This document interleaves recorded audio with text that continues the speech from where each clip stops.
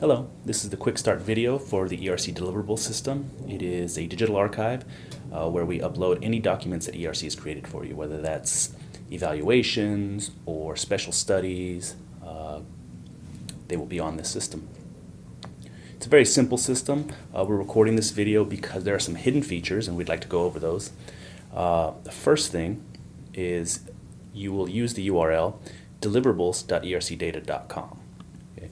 You will have received a username and password via email or in some other way. If you forget your password, you can click the Forgot Your Password link. However, many of you use a very generic account that covers your entire district or county, in which case we don't know which email might have been entered. So this may not work. If it doesn't work, there's no problem.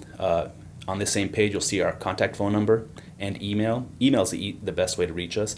If you just email this address, help@ercdata.com, it will go directly to us and we'll get back to you within an hour. So there you go.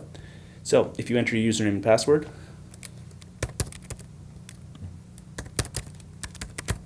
you'll be logged in and see your home page.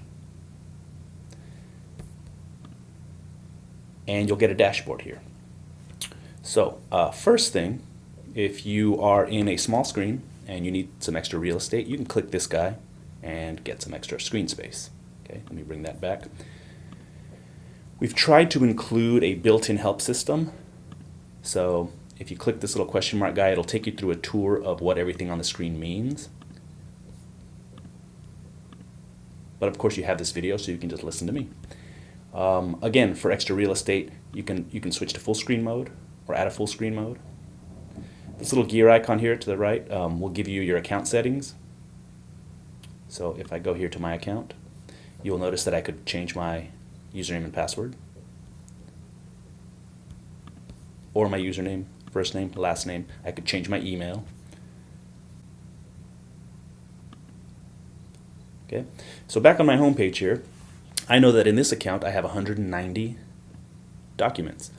6 of those were entered in the last 6 months, 33 were in the last year, and that's just based on how we upload them. So if we uploaded a lot of old documents, these numbers may be higher than you would expect, but sometimes we go back and archive new things. So over here to the right, you will see a list of the most recent documents, the number of times it was viewed, and the last person who viewed it.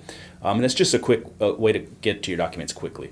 So if we just uploaded a large set of documents, you'll see the most recent 10 documents here, and you have quick access to them. So you can click on that and it'll take you to that document. We won't go there just yet because I want to show you the entire archive.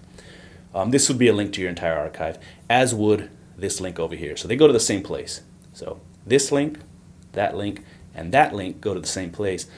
With the exception that if I click this one, it will take me directly to that document in the document archive. It'll make more sense in a second. If I wanted to search for a document, the archive can get quite big and it can span several years, as you'll see in a minute. But if I were looking for a specific document, I could just type that document in, or the name of the school or whatever you're looking for, and I would get links. These links are equivalent to these links in that they'll take you to the document archive. So why don't we just go ahead and click one of those, and we'll see what happens. I'll click that document. It takes me to my archive, and now I have this screen here. So what you're going to see on the left here is your archive. So let me shrink this down a little bit, and you'll notice that we may have several years of data for you, the most recent. And if we do multiple projects for you, it may be separated by grant type or program. So if I go down here, let's see if we have different programs. Not for this current account. And whenever I click on one of these, it will show a preview on the right hand side.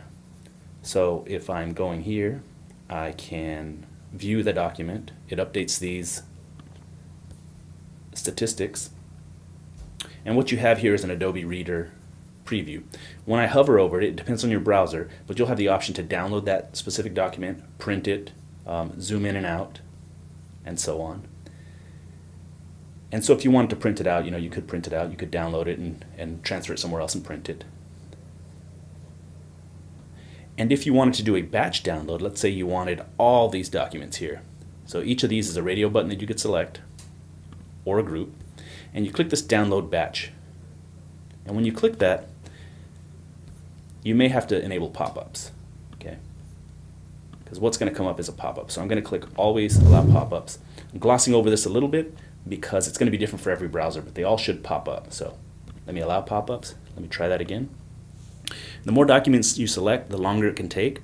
I promise it is doing something, so just be patient. This particular browser actually just shows me what it's doing there. And once it's done, you'll notice I get a folder with all of the documents that I selected.